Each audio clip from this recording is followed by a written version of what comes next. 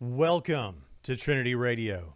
I'm Braxton Hunter, and I'm excited about today's episode and today's guest, because today on the show, we're going to have an apologist that I have admired and followed for quite some time. And I think you've probably seen him before as well. So I'll welcome him to the show now.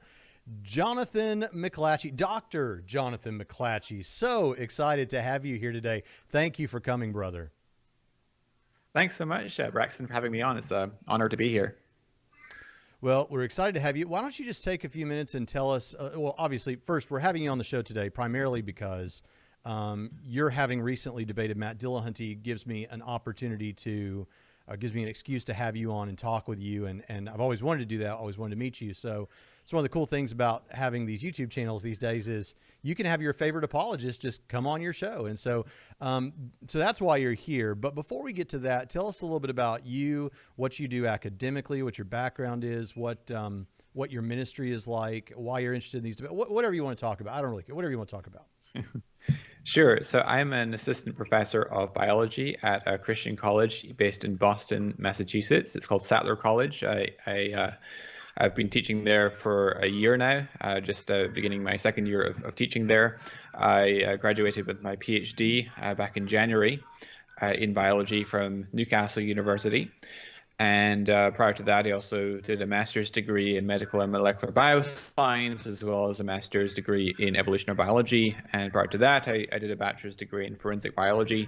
I've also I worked for a year between 2012 and 2013 at the Discovery Institute Center for Science and Culture, doing work relating to intelligent design.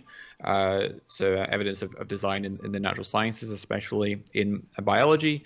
And I'm also currently doing a Master of Arts program in Biblical Studies at Southern Evangelical Seminary as well. So I have a website, which is jonathanmclatchie.com, where people can find me. I'm very keen to counsel Christians who wrestle with intellectual doubts. It's something I do quite regularly.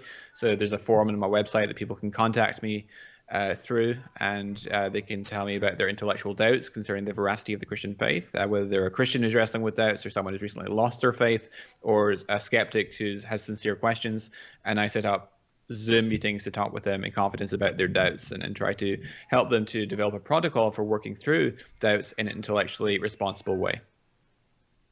Well, Jonathan, obviously, a lot of times skeptics will say, they'll look for like only scientific evidence. It's like a scientism or something. And even when we're talking about other things, they want to hold it to a science-y kind of a paradigm. And of course, there are great inferences we can make from science and things like that. But I imagine that it kind of takes the wind out of some skeptics' sails when they hear that you're a biologist, right? Doesn't that kind of help with the street cred a little bit? Yeah, a little bit, especially given my interest in intelligent design. And I actually did my master's, one of my master's degrees and my PhD in the field of evolutionary biology. So yeah, it's a topic that's always been of interest to me. And I think there's tremendous evidence of design, not just in the physical sciences with the fine tuning and so forth of the laws and constants, but also design in the life sciences, especially pertaining to the information bearing content of DNA and RNA and the genetic code and the origins of macromolecular machines in the cell and so forth. So that's always been a strong interest of mine. Well, we have a lot of content to get to, but one last question about that material before we move on is, as I've been the first part of this year, I was doing a lot of study myself, just autodidactically with respect to first life and abiogenesis and all those kind of things, trying to learn what I could. And I was told by at least one online skeptic that you just talked about information in DNA and all of that sort of thing. And we're used to talking about the code language, and the RNA copies that and takes it, builds the protein molecules, all those kind of things. And I was told by an online skeptic that it is improper to talk about that as information or as a code, and that in the literature and among real scientists, they never use that terminology. Is that true? That's just nonsense. I mean, the mapping system between codons and amino acids is called the genetic code. That's the standard nomenclature. It's referred to as biological information. So I don't know where he's getting that from. So that's just simply nonsense. All right. Well, let's jump into this. Jonathan, anything you want to say to preface our discussion of this debate? Yeah, so I did a debate last Friday with Matt Dillahunty, who is well known, I'm sure, to your viewers as the host of one of the main hosts of the Atheist Experience TV show, which is based in Austin, Texas, and they run every Sunday. And basically, they're on their show, they invite Christians to call in and challenge them with arguments for the existence of God, and they like to try to offer a critical appraisal of those arguments. And basically the whole purpose of the show, the Atheist Experience, is to make Christians look stupid. I mean, that's the whole purpose of the show. They prey on low-hanging fruit, and of course it's easy. Any Christian scholar can make an atheist off the street look like an idiot as well, or make them to look quite foolish. And I think that's one of the primary purposes of the Atheist Experience, is just to make Christians look foolish. And on the occasion when an informed Christian calls in, so I've called in a few times, and typically what happens is they say, well, why are you calling an atheism show to talk about the evidence of design in biology, or the evidence for the resurrection based on New Testament studies, or what have you? Why are you not talking to the scholars in your field? Well, why are you holding an atheism show, inviting Christians to call in, if you're only willing to talk to people who are uninformed? So I think that really speaks volumes about the intent and purpose of those programs. It's not to have an honest discussion to try to move closer to truth, but it's the whole point of the program is to attempt to make Christians look foolish. So I find the atheist community of Austin's live call-in programs to be quite disingenuous, to be honest. So anyway, I debated Matt Dillahunty last week. Before you go on, yep. Jonathan, I do want to say that was maybe the first time I ever heard of you. Is I saw the clip where you were, I guess it was the first one you were on there, and you came on and you talked about the undesigned coincidences related to the feeding of the 5,000 in the town that took place in, all those kind of things. And I thought it was great, and I just became aware in preparation for having you on that there's at least one more where you have that's from more recently. And I encourage all the listeners here not only to go subscribe to Jonathan's channel, but and we'll have it linked in the description if we don't already. I think we do. And go watch those, because it is great. Because you're right. In fact, as you watch them, what you'll see is the hosts of the Atheist Experience kind of, and I'm sorry, I don't like to speak negatively of people, but this is just the way it is. They have this kind of condescending, oh, okay, Jonathan from England, tell us what it is that you think counts as good evidence. And it's very condescending. I think everyone will see that. And what's great is, because they're used to talking to people that are just your average Joe who hasn't done an in-depth study in these things. And as the conversation continues, it doesn't go the way they expect it to, and all they can end up doing is just kind of dismiss it. And so I've just loved those. But yeah, go ahead with the about the debate. Yeah, so I debated Matt Dillahunty last week, and on Friday, on the case for the resurrection, and was quite frustrated. Matt Dillahunty tends to interrupt a lot, and this is a common tactic that you also see in the Atheist Experience, where a Christian will call in, and the first time I called in, which was actually I think back in 2014, I called in when Matt Dillahunty was one of the hosts on the program, and he doesn't let you get like 10 or 15 seconds into what you're trying to say before he interrupts you. It's impossible to make progress because he interrupts you so much. So that was quite frustrating, and the same thing turned out to be true of the debate. He just keeps interrupting and not letting you actually finish your argument. He's quite an aggressive and combative debater. I think he's very good on rhetoric, I have to say, but when it comes to actual substance and content, not so much. Yeah, I debated Matt Dillahunty at Baylor University last year, and I expected him to be aggressive like he typically is. Now, it was a formal debate where we had, prepared speeches, and there was a cross-examination period, but I didn't find him to be as aggressive as I had prepared for, and that was kind of a surprise to me. Likewise, in just a few days, there's a video that will be released of me on Unbelievable Christian Radio. I know you've been on Unbelievable. With Dan Barker, and Dan Barker is very much like Matt Dillahunty that way, isn't he? He's very aggressive, very blasphemous, but that didn't happen there either. So maybe I have just a calming effect on these atheists. I don't know. But look, I think you did really well in the debate. I think you're right that and this happens so often in the eyes. You have to think about audience perception, and unfortunately, for an untrained eye, someone like Matt Dillahunty, who is rhetorically powerful and is a very good speaker, quick-witted, has a lot of these from all these years of doing the atheist experience and of course doing debates. He has these like prepared tracks of text that he can go off on, just talking for almost anything that one will bring up. One of the great things about this discussion is I think you kind of forced him off of that track where he had to deal with some material he wasn't used to. And so when he applied some of those talking points, it didn't fit exactly. But why don't we go ahead and jump into a couple of these and at any point during this, Jonathan, you're the one who had the debate, so you feel free to say, yeah, you played that clip, Braxton. I don't really care about that. Let me talk about what I want to talk about. That'll be perfectly fine because I'm sure the audience wants to hear what you think. But I'm going to play a couple of clips. I'll play this first clip that'll tell you how Matt thinks about these sorts of interactions and how he thinks about evidence. So here's that clip now. And my first question, of course, is what counts as strong evidence? Well, normally we would want physical evidence that's consistent with the events and points to the conclusion that we're trying to advocate for.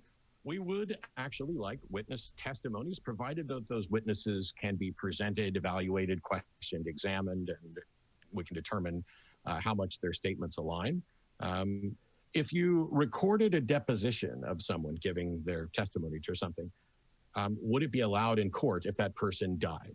Yeah, it turns out that in many cases, even someone who has died, their deposition would be allowed in court. And part of the reason for that is that when giving a deposition, cross-examination is part of it. The process by which we go about getting a deposition would allow even someone who was dead to have their deposition considered in a court. Okay, so Jonathan, I'm going to let you speak to this, but let me just say initially, later in the debate, I think it's in this debate where Matt talks about he doesn't want to be anachronistic in how he approaches the first century materials.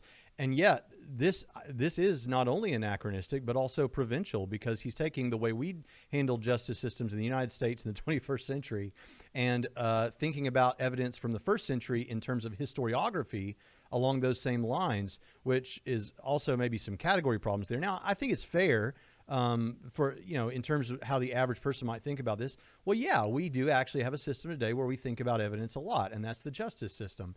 And so maybe that does give us some insight. And I wouldn't say that's entirely false, but he even calls out himself. Well, why is Matt talking about, the justice system and all these kinds of things? I think that his alter ego self that he presented there to critique himself was absolutely right. Why are you demanding that the same sort of evidence we use in court would be the same way we do historiography? Am I off on that, Jonathan? No, you're absolutely correct. And by his method, I mean, his method is corrosive to historiography in general, because if we can't allow witness testimony or testimonial evidence from 2,000 years ago, then we have to throw out a lot of what we know about ancient history, because a lot of it is based on testimonial evidence. And Matt Dillahunty said in his opening statement that really the only evidence that would be relevant would be physical evidence, but that's just simply false. I mean, testimonial evidence can be extremely strong, and so I think that to insist that an inquiry into historical events must use the same sort of evidence that we'd rely on in a court of law today, I think is wrong-headed and misguided. Yeah, so someone brings up a good point. Digital Gnosis says, well, then why is J. Warner Wallace talking about the justice system? I think it depends on what you're trying to do. If J. Warner Wallace is going to make a case that even if you apply our standards of justice today with certain particulars, then maybe those particulars hold up. I think that's the case he wants to bring. But that doesn't have to be how you approach historiography. What would you say, Jonathan? Yeah, for sure. And what J. Warner Wallace is talking about, because he's a cold case homicide detective, and so he is interested in what's called forensic statement analysis, which is where you have witness statements from someone that has died maybe decades ago, and they were witnesses to a murder, or have some information to provide as to who might be responsible for the homicide that took place long ago in these cold cases. And he analyzes these statements and utilizes some of the patterns that point to the truth of the narrative, and so he's trying to apply those to New Testament, which I think is a legitimate thing to do. We can utilize some of these same sorts of evidences when we're investigating and inquiring into the reliability of the Gospels to see whether so yeah, that's I think what I'd say to that. Yeah, so let's go ahead and hear something else, because I think another big part of the way Dillahunty approaches not only your debate, but in general, and I'm sorry, this is the only way I can put it. Oftentimes, Matt does what I think has been in the past called divine psychology, where he thinks that he knows the God that he does not believe exists. He knows that God so well that he knows what that God would do if that God did exist better than Christians do. And if that sounded strange to you, that's because it's strange. But here he is talking about that in the debate from this weekend. And I would argue that we'd probably expect the best evidence possible, because if you were God and you had gone to this extraordinary length to do whatever it is that needed to be done in this resurrection, and it was important for people to actually have a sound evidence-based belief of this, that you would do your best to make sure that the best evidence were available. And clearly, God should have access to the best evidence and should be able to present it. And yet that's not what happened. We don't have that. We don't even have close to that. God, if it exists, has done nothing to preserve the chain of evidence, nothing to vouch for its reliability, hasn't even presented the idea of, preserve the identity of the individuals performing, putting forward these claims. And God should be able to understand the issues surrounding sufficient acceptable evidence and should be able to easily overcome it. And that hasn't happened. Okay, Jonathan. I would argue that we do have sufficient evidence to conclude that Christianity is true. Now, you might ask, why isn't it more obvious that Christianity is true? And I would concede that it's not obvious that Christianity is true, but it's also, I mean, there are many things that we know to be true in science, which are well supported, which are not obviously true. So, for example, the chair that I'm sitting on right now is made of mostly empty space, right, based on the structure of the atom. That's what physicists would say, and we have very good evidence for that. But it's not obvious that the chair is made of mostly empty space. In fact, it seems to be almost obvious that it's not made of empty space. And so simply because something's not immediately obvious doesn't mean that we don't have good evidential support for that conclusion. But then you might still ask, okay, so why doesn't God make it even more obvious? Well, perhaps God wants to create a world in which those that want to seek after God have to do some hard work and digging in order to find him. And those that are honestly seeking after truth will ultimately find him, and so will enter into a relationship with him. There's sufficient evidence, I think, that anyone who is truly seeking after God will find him. And I would argue that the evidence for Christianity is such that that anyone who is fully informed and trying their best to be as rational as possible in their investigation into the truth of the matter will, in the long run, come to find Christianity to be true and well supported. But there's also sufficient lack of clarity that people that want to suppress the truth and unrighteousness and don't want to seek after God have sufficient justification for not believing, because they don't bother to look into the evidence. So that's what I'd say on that. Yeah, I really want to take up what you said there about, what do you mean there's not good evidence? Because a lot of us think there's really good evidence. And to add support to that, I always think it's odd when people, now he didn't do this in this debate, but it happens all the time, this thing about, well, look, if God was going to do it, well, he has said this, why would he do it today, like with videotape and things like that? Why would it be 2,000 years ago in this obscure place in the Mediterranean world and that whole thing, with a man who never wrote anything down and never traveled far from where he lived and all that? Yeah, this is my thoughts on this, Jonathan. Looking back, did it work? Did the gospel spread to all the world? Pretty much. I mean, there's still some places in what we call the 1040 window where the gospel hasn't gotten, but pretty much the gospel's gone through all the world. So while you and I, Jonathan, might have said to God at the time, if he had asked our opinion, this doesn't seem like the best way to do this. If you want to spread this thing, give it to somebody in Rome, some official, somebody who can really make sure this gets out. But yet it got out exactly the way God did it, because God is omniscient and knows what to do and is smarter than we are. So anytime anyone says anything that in any way implies, it doesn't seem like God did it right because it could have been more effective, I'm thinking, okay, well, given free will and given fallen humanity, this worked out pretty darn well in terms of the gospel spreading throughout the world.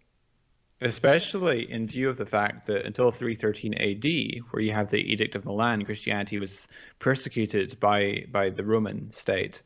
And there were Roman emperors and powerful officials who were trying to stamp out the Christian religion, destroy their scriptures, and people were put to the flames and fed to wild animals and so forth. And it's quite remarkable then that Christianity did become the global dominant world religion that it becomes. In fact, that I would argue is itself one category of evidence or one line of evidence that supports the veracity of the Christian worldview. From the vantage point that if you look at the Old Testament in various passages, for example, Isaiah 49 or Isaiah 42, it speaks about how the Messiah would be a light to the Gentiles or a light to the nations, that God's salvation may reach to the ends of the world. And of course, Jesus himself said that the gospel would be proclaimed to all nations. And so you've got a high probability of that happening on the hypothesis that Christianity is true, but a very, very small probability of that happening on the falsehood of that hypothesis. And so therefore, it's not conclusive proof that Christianity is true by any means, but it is, I think, good evidence that can be incorporated within a broader cumulative argument for the veracity of the Christian worldview. Yes, a cumulative case, because it is, some people in the chat are saying, well, yeah, but other religions have spread. Certainly they have. Islam has spread rapidly throughout the world, but there are differences in how that message was initially spread. And then on top of that, we're not saying this is a slam dunk in favor of Christianity, like you just said. This is one piece that put together with many other pieces seems to express to many of us that Christianity is the best explanation for the truth about the nature of reality. All right, let's move on to here's another approach that he took, which is kind of like, well, if we take what you're saying, Jonathan, if we allow for this sort of thing, then it lets in all this other weird stuff that you surely don't want to let in, which to my mind isn't a very strong way to argue, is that if we allow for this, then, I mean, I guess it's kind of a reductio ad absurdum, but let's just listen to the clip and let's hear what he says. If we accepted that as strong evidence, then our courtrooms would be once again flooded with spectral evidence and witch trials and other things, because the evidence for this resurrection claim is not in any way stronger than the evidence for alien abductions or somebody's claims about what a witch did in the woods late at night. Okay, so first of all, Jonathan, we have an assertion there that the evidence isn't better than those things, when that's the whole thing that we're here to discuss. And second, what you said, what I heard you saying throughout this whole debate is, let's stop worrying about what we're going to let in if we look at this evidence. Let's stop worrying about what God would do if he did things the way I think he should do it. Let's stop talking about your favorite court cases. Let's talk about, here's the evidence we have. What does it point to? And when we come to these other things that you're afraid might be let in, frankly, maybe not the ones that he just mentioned, but some things that are supernatural or strike us might actually turn out to be true as well. I mean, Christianity allows for supernatural things that take place in other religions to actually be real. It's the content of those real things that we're worried about. But let's just take them all on a case-by-case basis and look at the evidence. Let's follow the evidence on this. Let's be free thinkers. That's what we want to be as Christians. Jonathan, what do you think? Yeah, exactly. And as I pointed out in the debate, we have to look at the particulars of each case. So simply the fact that there's other religions that make supernatural claims or claims about the miraculous doesn't give you a warrant automatically to believe those to be true. The point that I was trying to convey in the debate was that we have positive confirmatory evidence for the miracle claim that we were discussing, namely the resurrection of Jesus. And so that should stand or fall on its own merits, completely independent of whether another miracle claim would be justified. And the point I was trying to drive home is that when we look at the way that the Gospels and the Book of Acts portray the resurrection encounters with the risen Jesus, it's polymodal in character, or multisensory, involving multiple sensory modes, not just sight, but group sightings, group conversations with Jesus, physical contact with Jesus. And according to Acts 1, it was extended across a 40-day time period, right? So it wasn't just a brief and confusing episode. And that is something that is very difficult to be honestly wrong about, right? And there's also reasons to discount that they were lying about it. For example, and the example I gave in the debate was that they were willing to suffer and even die, at least in some cases. The original apostles were willing to suffer and die for their conviction that Jesus rose from the dead, which is a central tenet of the Christian faith. And we have particularly good cases for Peter, the Lord's closest disciple, and James, the Lord's brother, and James, the son of Zebedee, that they died as martyrs. And as I pointed out, liars make poor martyrs. People will die for something they believe to be true, but no one dies for something they know to be false. Now, that's not conclusive proof that they were sincere, but it is evidence that they were sincere. And you can also take into account other lines of evidence. For example, the fact that according to all four Gospels, the chief discoverers of the empty tomb are women, which would be an unlikely invention if the disciples just felt at liberty to make things up and were trying to invent the resurrection story in order to convince the skeptical Jews, especially because in the first century, the testimony of a woman was not highly regarded, right? It was worth half that of a male witness. And so you've got multiple lines of evidence which I think argue against the hypothesis that the apostles were lying, and also that the apostles were honestly mistaken. And since by undermining those hypotheses, you thereby redistribute the probabilities, which then provides evidence for the resurrection claim. Yeah, I mean, that's your case, right? That's pretty well what you presented.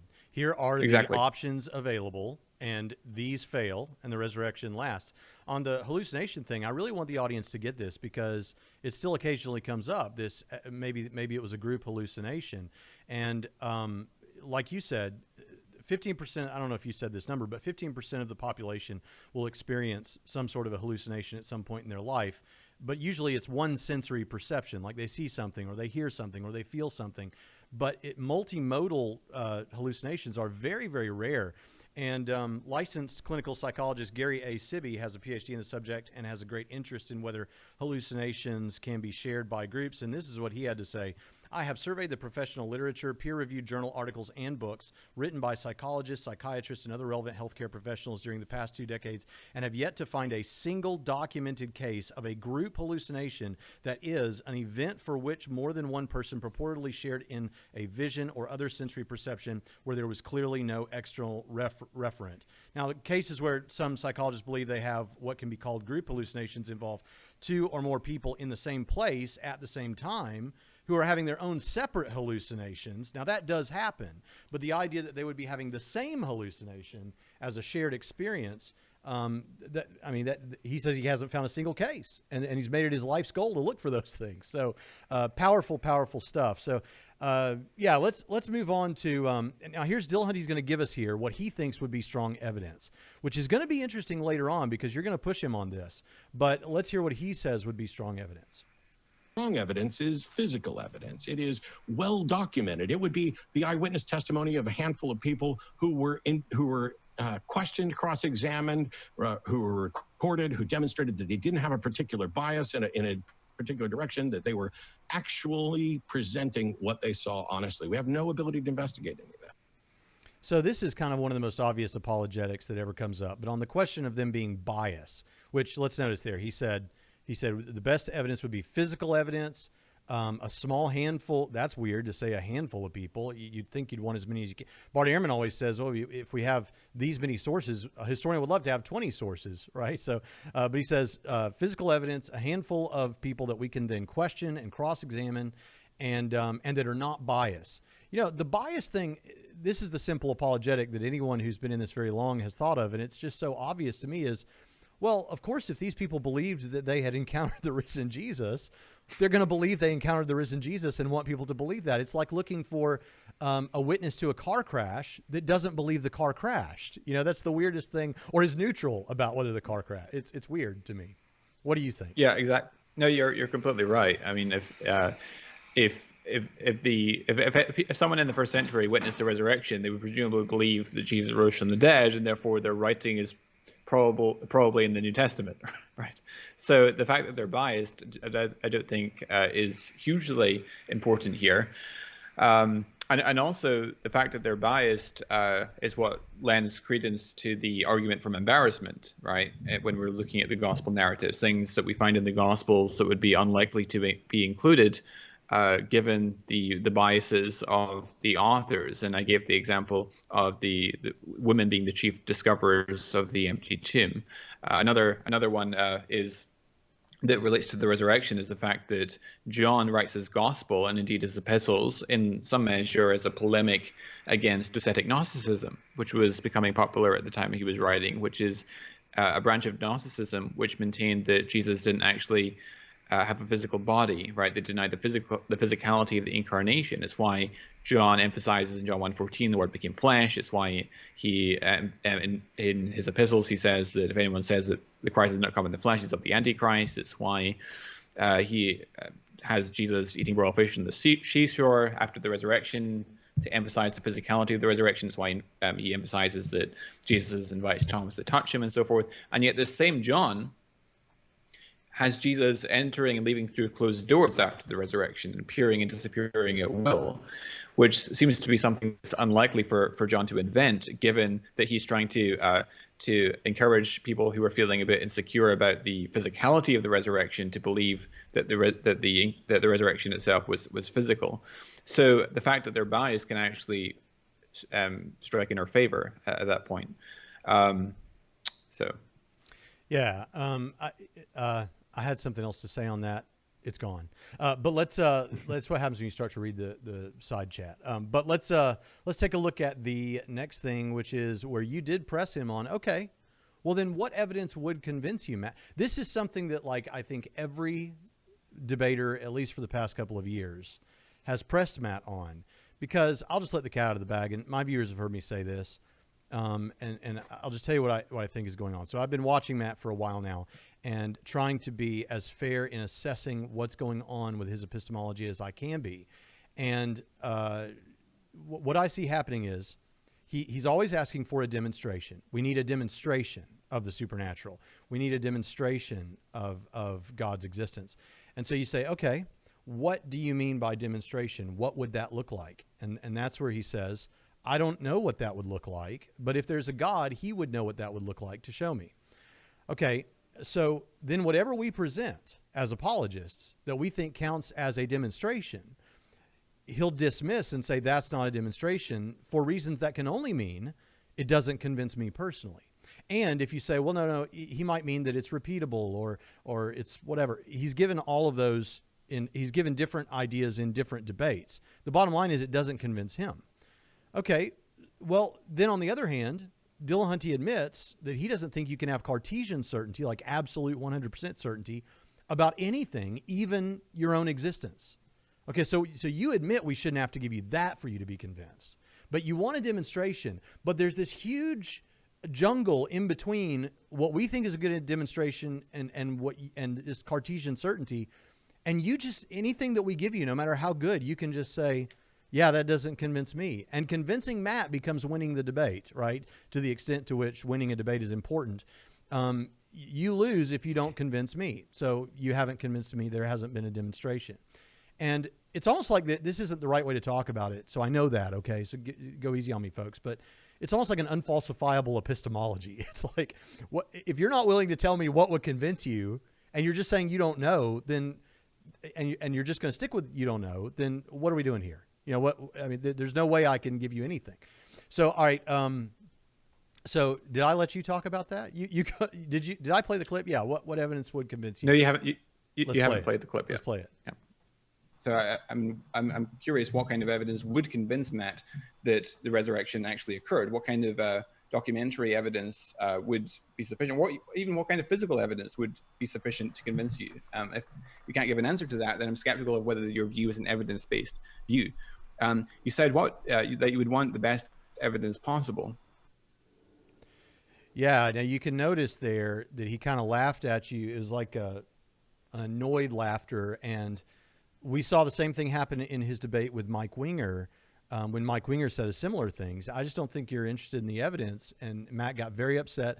There are two or three things, and there are with me. There are things that will upset me. I don't think I show it as much, but But there are things that will upset Matt. One thing is if you question whether he was ever a real Christian. Now, he obviously doesn't believe that Christianity is true or that you can have a relationship with Jesus or be filled with the Holy Spirit. But to the extent that he thinks anybody has a relationship with Jesus, if you question that experience, then he gets very upset about that, despite the fact that he's questioning all of our experiences of claiming that we've had a relationship with Jesus. But another thing would be if you talk about atrocities done by the hands of atheists in the 20th century.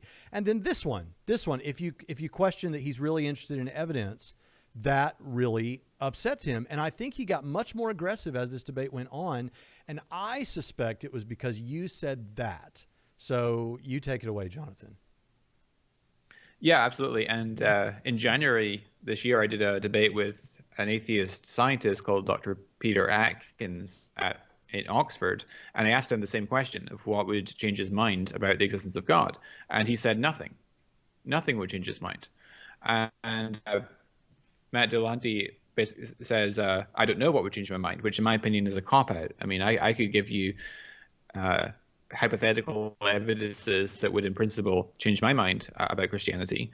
So I think it's quite reasonable to expect that if you're going to be rejecting a view which is offered by appeals to evidence, then you ought to be able to say what evidence in principle would convince you, even if you're not convinced by the current evidence as it's presented to you. So I think that Matt Dillahunty is being a bit anti-intellectual at that point, to be honest. Right, and I've noticed that in past debates, when people commonly come up with some outlandish hypothesis or experience that could happen, like I've mentioned this a lot on the show, but like when Matt Slick asked him in 2014 or 2015, what if someone parted an ocean in Jesus' name? Would you believe in the supernatural then? No. Well, what would convince you? I don't know. And when he had the debate with Mike Licona, and Mike Licona talked about what if my head was cut off and reattached. And I told you about an encounter I had with a person that's dead that you knew, that only you and that person knew about, all these crazy things. And the response is, well, you always go to these things that, yeah, show me something like that. That's not the point. The point is not whether these things have happened.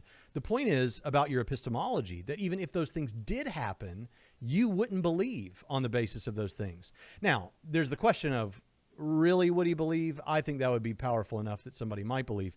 But going by what you're saying, you still wouldn't believe, which tells us the problem is not with the level of evidence or looking for a demonstration. It seems that, at least if that's part of the problem, a big part of the problem is it seems to us that you've constructed an epistemology such that nothing can convince you. But it's only because of the epistemology that you've constructed. So I know we're kind of on the same page there, right? Yeah, exactly. And in which case, why are we even doing this debate, right? What's the point of having a discussion if your mind is already made up and you don't want to be confused with the facts, right? If you're not willing to have your mind changed by presentation of evidence and you're not able to tell me what sort of evidence would be sufficient to convince you, then I don't understand why he does these discussions. So Digital Gnosis again says, the sea parted in God's name or a head reattached would convince me. Great. And here's what I often say. If that would convince you, and I'm not talking to you, Digital Gnosis, as much as I am people out there who are on the fence or thinking through these things, if something like that would convince you, then Matt Dillahunty's opinions about what should count as good and bad evidence should have no hold on you as a result of this, because he has an unreasonable level of skepticism, I would say. Now, what I would then say to someone like Nathan here, Digital Gnosis, I would say, well, then it sounds like that is maybe the high mark. Does it have to be quite that high? Could it be 2 or 3 degrees below that? And where do we find and this is kind of where the Bayesian stuff comes in, right? It's like, where do we find where your sweet spot is, where it would increase your level of belief? All right, let's move on to the next thing. This was an incredible moment, because one of the things we talked about, Jonathan, is you and I, before we did this show, was your understanding of New Testament studies, even among non-Christians, and your understanding of how historiography is done by practicing historians, which I'm not a historian, but I'm aware of it. I have friends who are, and I read the literature. And so it's shocking that a statement like this would be made. Let's listen to it. Would you say that there's strong evidence that Jesus died on the cross or not? No. Okay, so What do you make of the testimonies in Paul and Acts and the Gospels? I don't consider testimonies to be strong evidence. And then when you point to Paul right off the bat, was Paul there when Jesus died on the cross? So you would dismiss all testimony? No, I didn't say I would dismiss all testimony. Was Paul there when Jesus was supposedly killed on a cross? We don't know. Okay, do we have any reason to think that Paul was there? No, but he may have been, but we don't know. Yeah, and if Paul was there, don't you think Paul would have said, I was there? Yeah.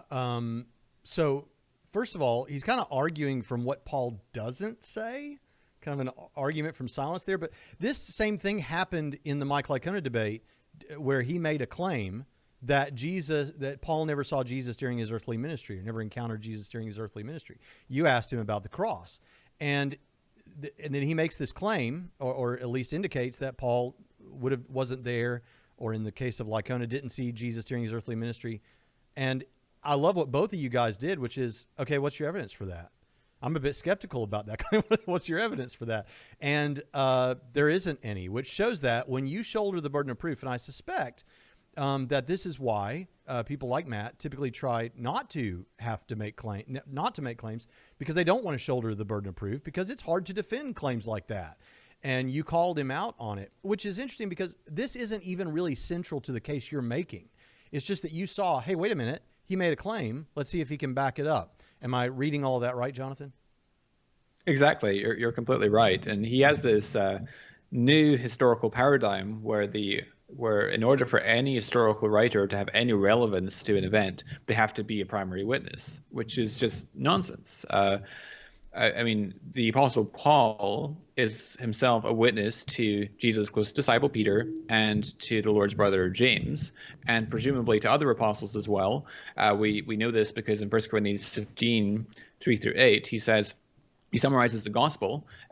Christ died for our sins in accordance with the scriptures. He was buried. He was raised again on the third day in accordance with the scriptures. And he appeared to Cephas and to the 12, and to more than 500 brothers at one time. Was from still living, though some have fallen asleep. And he appeared to James and to all the apostles. And last of all, he appeared to me also as to one untimely born. And then he goes on in verse 9-11 to say, for I am the least of the apostles, and worthy to be called an apostle, because I persecuted the church of God.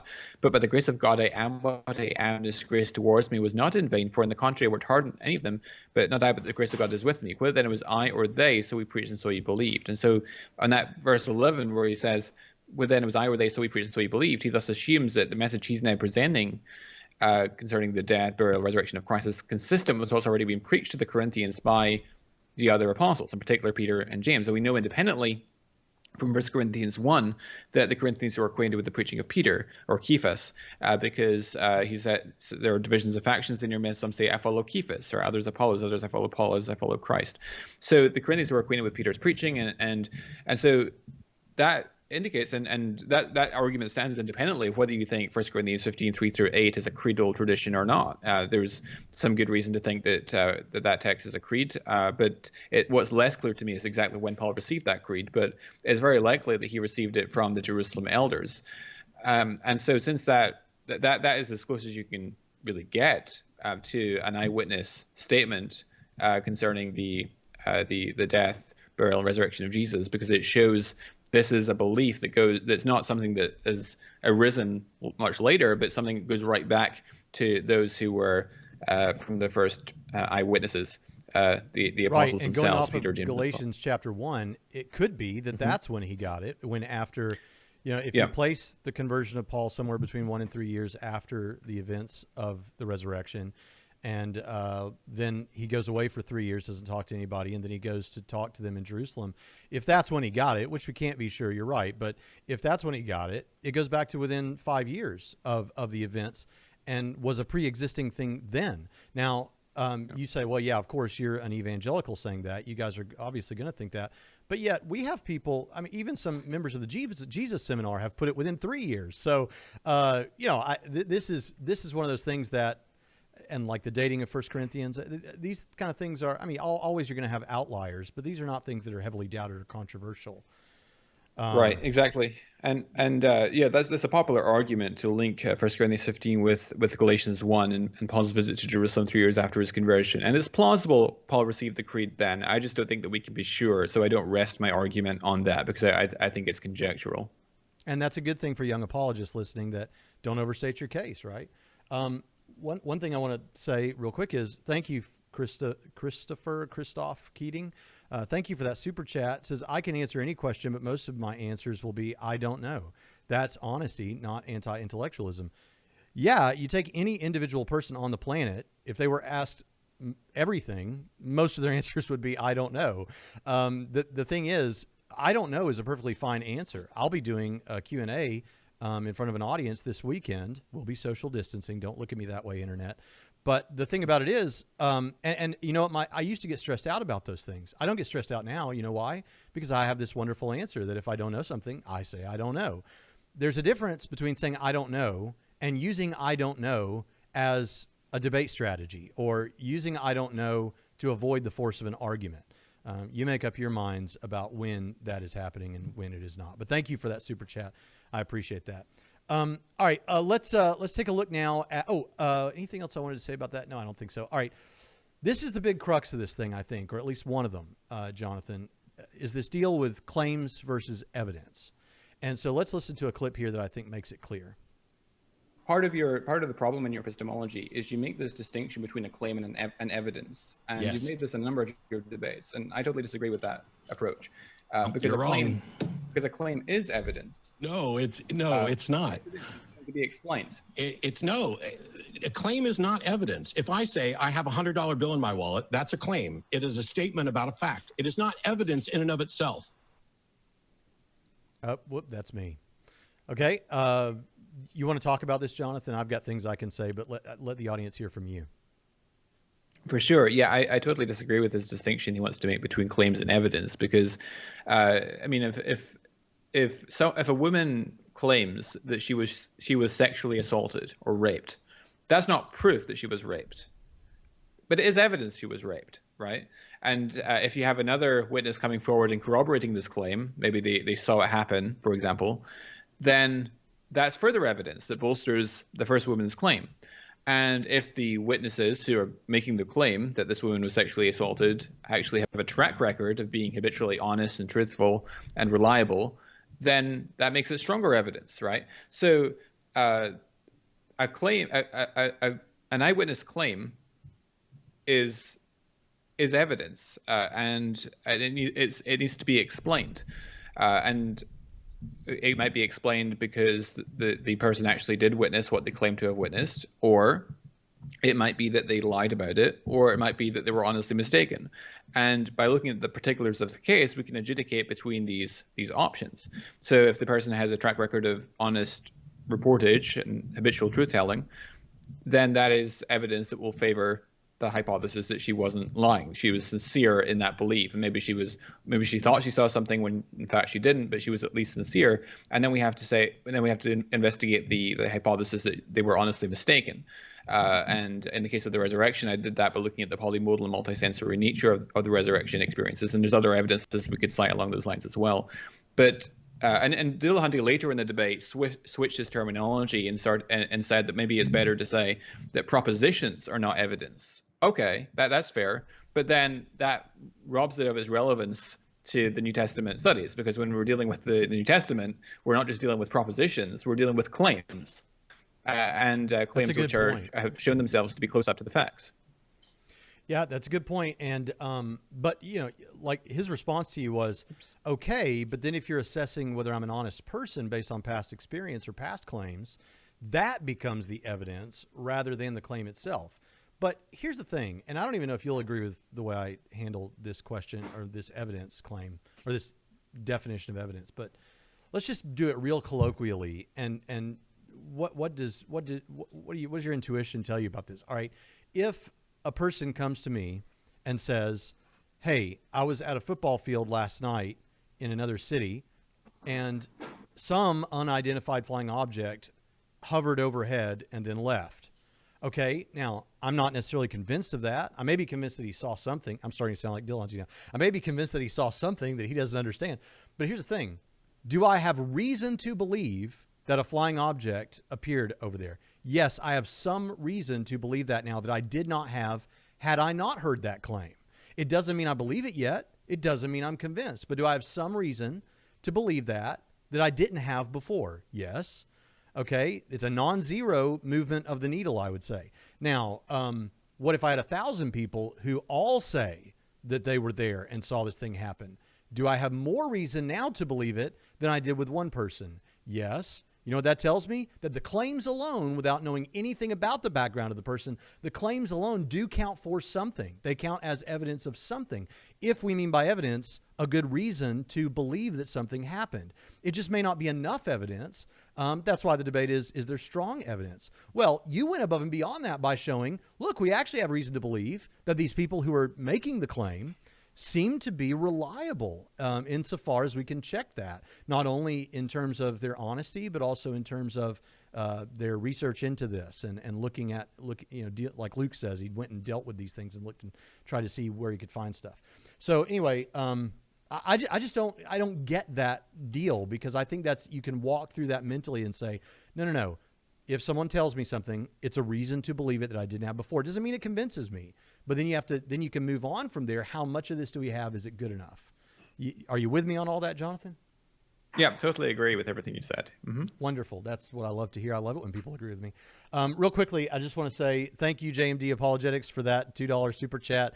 He says, why are you using my office background? I did a stream not too long ago with him and some other guys, and he was using a green screen and had taken a photo of my background and put it behind him. It was funny. Thanks so much for that super chat. I really appreciate that. All right, we're almost done, Jonathan. I said I'd get you out of here in an hour, and I'm trying to do that as best I can. So don't get mad and yell at me.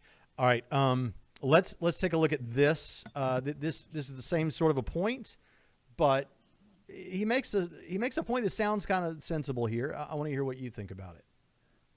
When you consider numerous instances of verification of the Gospels between themselves, the way they interlock in a casual and subtle way, the way that they intersect with extra biblical secular sources, I could discuss many of those, that provides a prima facie basis for trusting them on issues that we cannot directly cross-check them on, because it shows that they're close up to the facts and that they are substantially trustworthy and reliable in the reportage of the events they talk about.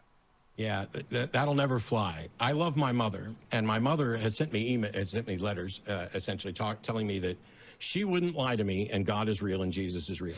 I don't believe my mother's lying to me. I just believe she's wrong. I believe she's sincerely conveying information that she's wrong about. First of all, there is something funny to me about Matt saying, my mother said to me, look, Christianity is true. I wouldn't lie to you. You know, I've started saying that to people. Like, I was talking to another apologist, and he was like, I'm still struggling between it's a young earth and it's an old earth. And I said, man, it's an old earth. Trust me, I wouldn't lie to you. So there is something funny about that. But how do you respond to it? Is it like that? Really? What's going on here? Yeah, so Dillahunty's really missing the point here. It's not that we're saying that the gospel authors wouldn't lie to us and they told us that Jesus rose from the dead. Rather, we're saying that there's numerous points of historical confirmation which cumulatively show that the gospel authors are people who are close up to the facts and they have reliable access to information, and that they are habitually truthful in the reportage of that information. And so therefore, we have to take seriously what they say concerning the nature and variety of the resurrection experiences of the apostles comes directly from that reflects the apostolic eyewitnesses.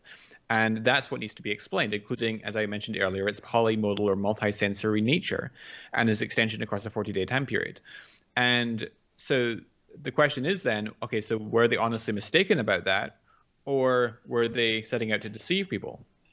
And I already gave numerous lines of evidence against both of those hypotheses. And as you reduce the probability successively of those two competing hypotheses, it increases the probability of the hypothesis that Jesus really did rise from the dead, because the probabilities get redistributed. And so that's the argument. And so it's a cumulative argument for the substantial trustworthiness of the gospel accounts, and then also a cumulative argument against the two competing contentions, i.e. that the apostles claimed Jesus rose from the dead because they lied about it, or because they were honestly mistaken, and thereby that supports the resurrection claim. So Dillahunty was just completely missing the point at that particular moment. So are you saying something like, look, when we take into account what we know about these authors and what they're honestly reporting and the things that we can put together, it does, in a sense, it changes what you think about the probabilities. It increases the probabilities. Is that what we're basically saying here? Exactly. So it's kind of like, I often say this, I call it recalibrated probability. It's the same thing. You're recalibrating the probability when you take into account, and I think this often gets overlooked or at least not focused on enough in these discussions, that universally it's agreed upon by scholars. Now, obviously there's outliers, but universally it's accepted by scholars that Jesus thought of himself as God's eschatological agent, or God's agent to bring about the kingdom during his lifetime on earth, as if he's carrying around a sign saying, just watch my life and see what happens. I think when you understand that, there's a predictive ability there before the fact.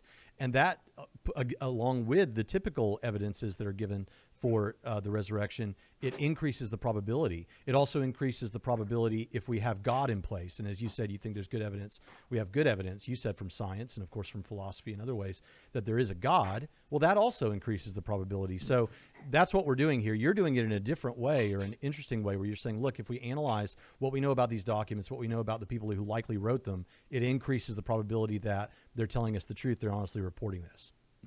Yeah, exactly. And the prior probability, which is the probability of the resurrection happening just given the background information alone, I think can be increased by a demonstration that God exists. And I think that can be done from the natural sciences. I think we can make a good case from the natural sciences that God exists. And also it can be increased by fleshing out the theohistorical context of the resurrection, to borrow language from William Lane Craig. And the way that I do this, and I alluded to this in the debate, is to point out numerous points of coincidence between the gospel accounts of Jesus' life and the Old Testament, such as the coincidence given the theological import that Jesus' death happened to coincide with the Jewish feast of Passover, given that the New Testament theology is Jesus as the Passover lamb, given that Christianity becomes the dominant global religion that it becomes, given that, I wrote an article where I document some of these examples and laid out how that case can be fleshed out. But I think you can increase the prior probability that God would have plausible motivation for raising Jesus of Nazareth from the dead by looking at those sorts of evidences. Yeah, that's great. Real quick, Mr. Monotone, thank you for that super chat. Says blessings and shalom. Shalom back at you. And there's someone else here. Richie Torres says, let's thank God Matt is wrong. Amen and amen. All right, last couple of clips here, Jonathan, and they hang together. Sure. But I think this moment is the moment that many people remember from the debate. And I want you to have the chance to talk about it. So first of all, let's get, there's a real aggressive moment between the two of you here. Let's take a look at this together. I just asked you how you distinguish between the people who you think you're being honest and have access to the facts for the religion that you accept. How you distinguish between those and the people who are making claims for other religions that you don't accept. And instead of giving me anything close to how you would tell the difference, which is what epistemology is about, how I tell the difference between, hey, this religion, you're basically saying these religious accounts are true and these religious accounts over here are not true. And you have no better evidence for your truth than they have for theirs. Because what you have is a claim from someone who you find truthful. Now, are you just going to say that for all those other religions or for those other supernatural accounts, you just don't find those people truthful? Yeah. Exactly. Okay. Then I don't find yours truthful. And there's no point in having a debate because we no longer give a damn about epistemology. We're just going to go with how our gut feels, right? Well, we're going to look at the evidence. And when I've been asking for evidence. Do you have any evidence that doesn't come from the Bible? No. Okay. So you have nothing but a hearsay account from an unidentifiable source. We have evidence from the New Testament, including Paul and the Gospels and so forth. Yeah. So why don't you start responding to the evidence rather than just dismissing it? Now, obviously, there are things that are extra biblical that can be used as a part of a case for the resurrection. But the point you're making is, in terms of the case you're presenting tonight, I'm using the Bible.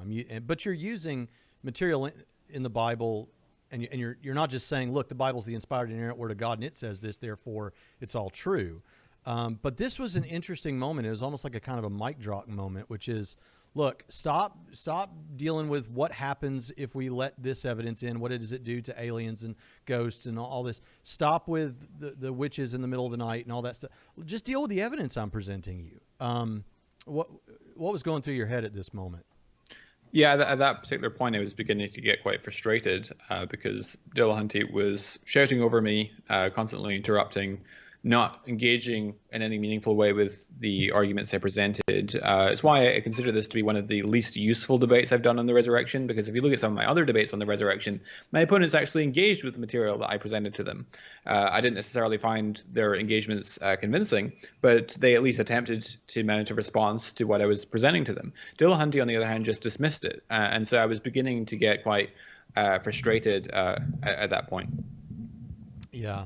And we're going to see the to be continued of that here in just a moment. But first, I want to thank Daniel Apologetics, a friend and supporter of the work we're doing here, and has his own incredible YouTube channel. He was just sharing today that someone asked if they could use some stuff from one of his videos in their Sunday school class. So he gives this famous quote from C.S. Lewis: "Christianity, if false, is of no importance, and if true, of infinite importance. The only thing it cannot be is moderately important." Thanks, Daniel. I appreciate the super chat. Thank you so much. I don't know what that amount of currency comes to in American dollars, but in any case, you supported us, and thank you so much for that. All right, so here's what happens next, and this is the last clip we have, but little bit of drama showing up here. If you're just going to keep dismissing the evidence, then we're done. Yes, we are. We are. And you know whose fault it is? The God that you believe in, because the God that you believe in is too stupid to understand that when he presents something in a way where it's indistinguishable from other things that are false, that's the end of the conversation. I didn't make up the rules about what counts as evidence. Oh, did he just leave? No, I don't. I mean, he's definitely not here, but I don't know if... I heard him say we're done. I don't know if it was... I'd be surprised if it was a rage I'm pretty quit. sure he just quit because I'm not going to accept the stories from his book.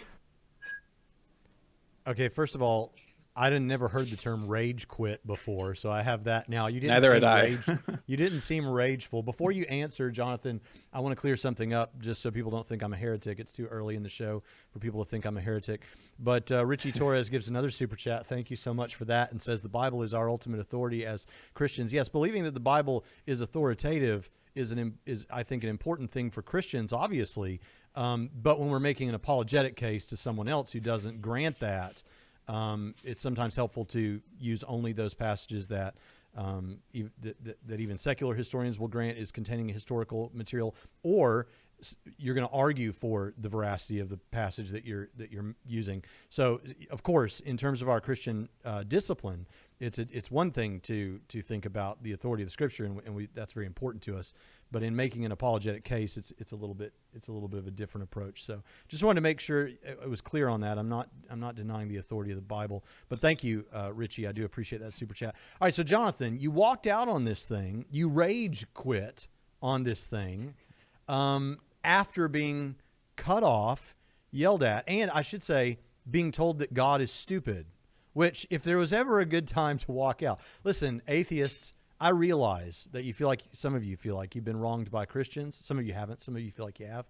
Some of you feel like horrible things were said to you by Christians, vicious rhetoric and those sorts of things. I get all that. But if you want to have traction with a Christian who actually believes these things, calling the one we think is the creator of the universe, the one holy God, stupid, might cause something that looks a bit like a rage quit, even though I don't think there was any rage there. Jonathan, unpack this for us. Yeah, so that's the only time I've ever done that in a debate. I was really getting quite frustrated with his constant interruptions and shouting, and yes, calling God stupid, and not engaging or interacting in any meaningful way with the arguments, just repeating points he's already made that I'd already addressed, and so forth. So I said, we're done, just as Dillahunty does in his Atheist Experience episodes, and hung up, just as Dillahunty does on his Atheist Experience shows, and which he's in fact done with me when I called in 2014 to the Atheist Experience. So in hindsight, however, I think that was probably the wrong decision on my part, because I don't think it was fair on James or for that matter, Matt. And so I did return after about 5 or 7 minutes to the show and apologized to Matt for leaving and continued the discussion. You did do that, and to be commended for it. But yeah, I mean, look, the internet is an interesting place. You come on someone's show, you don't necessarily know how they're going to act. You don't know how the moderator is gonna handle it. Not that I'm casting any aspersions on James. That's not the point. But you don't know what you're stepping into necessarily. And for someone like you, who is an academic who tries to take these discussions seriously and really cares about people, and it's not WWE here. So do they have WWE in England, Jonathan? What does WWE stand for? It's World Wrestling something. It's yeah, we have wrestling, but I'm not sure what the organization. You probably have is, real wrestling, but anyway, yeah. the point is it's not that. It's not the trying to be a stage man or something and be the big man. That's not what we're trying to do here. We're trying to actually present a case, and you can present the opposite case. You can even say things that we're going to find blasphemous on occasion, but if there's no content, if you're just talking over it, then there's nothing wrong with saying, hey, you know what? I think I'm done here. But you say in this case it wasn't the right move, and so I applaud you for coming back. But in the end, those are all the clips I have. But in the end, I want to give you an opportunity. Is there anything that came up that you want to talk about that maybe I didn't present a clip or say here? No, I think we covered most of the bases I wanted to cover. There was one point later in the Q&A where Matt said that the prior probability of the resurrection is 0. And actually, I only caught that when I played the debate back, because there was so much said that I didn't get it during the debate. But he said the prior probability of the resurrection is 0, which I think just again demonstrates his ignorance in the field of epistemology, because to claim that something has a prior probability of 0 means that you have to demonstrate that there's some sort of logical contradiction entailed, such as a married bachelor or a square circle. Any proposition with a non-zero prior probability can in principle be demonstrated with enough evidence, and no amount of evidence could overcome a prior probability of 0. So there's no amount of evidence you could ever present me that would convince me that a married bachelor exists, because it's just impossible for a married bachelor to exist.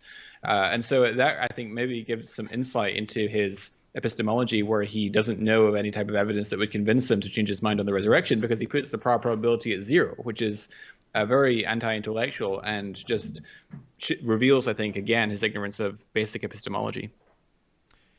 Yeah, and which is interesting, because he kind of puts himself out there as the epistemology guy, like that's his thing. Well, I'll tell you, I should pump this. You're going to have sometime this weekend. Can I say this? I'd like to pump it for you. You're going to have a discussion with Tim McGrew, and you all are going to walk through. Go ahead. Yeah, we're going to record it, so it won't be live this weekend, but we're going to record a discussion on that. Mm-hmm. But soon that'll be available to the public soon, mm-hmm. right? Yep. And they're gonna walk through together some more of the epistemological things, or perhaps some of the things we covered, but it may be in more detail.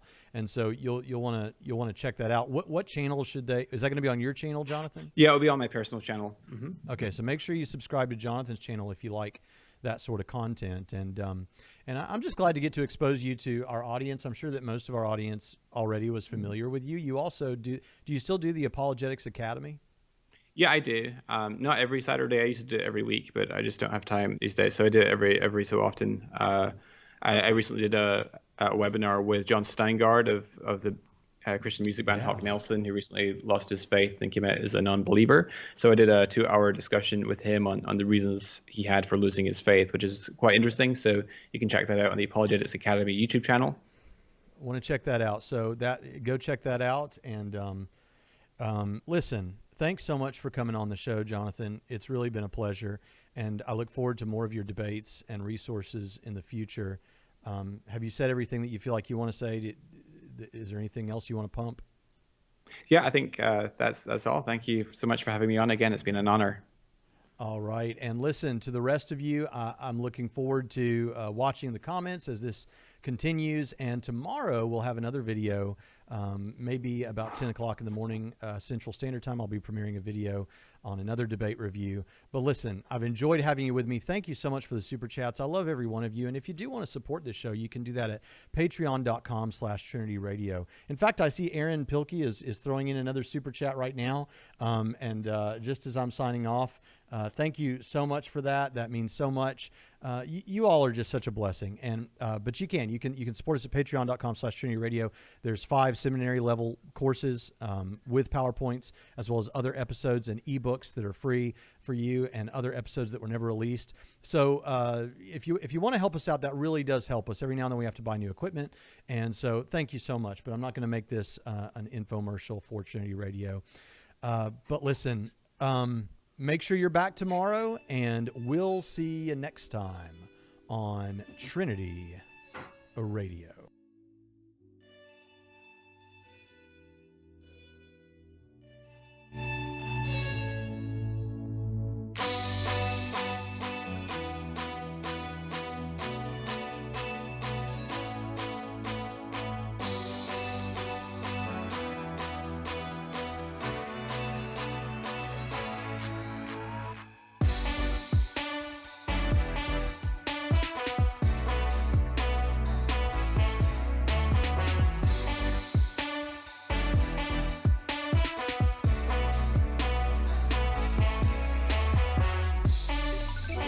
Thanks, Tatiana.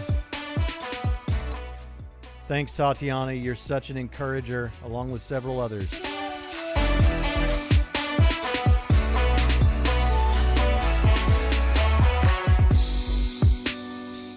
Thanks, Slam RN.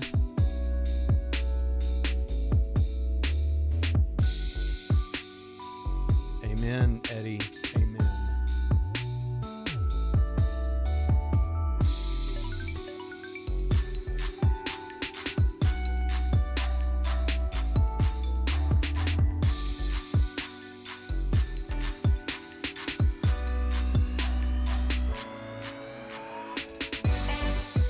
Thanks, the programmer.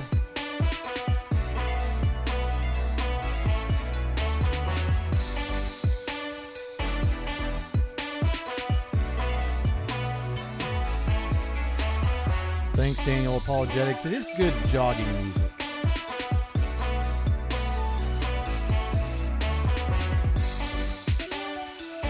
Trinity Radio signing off.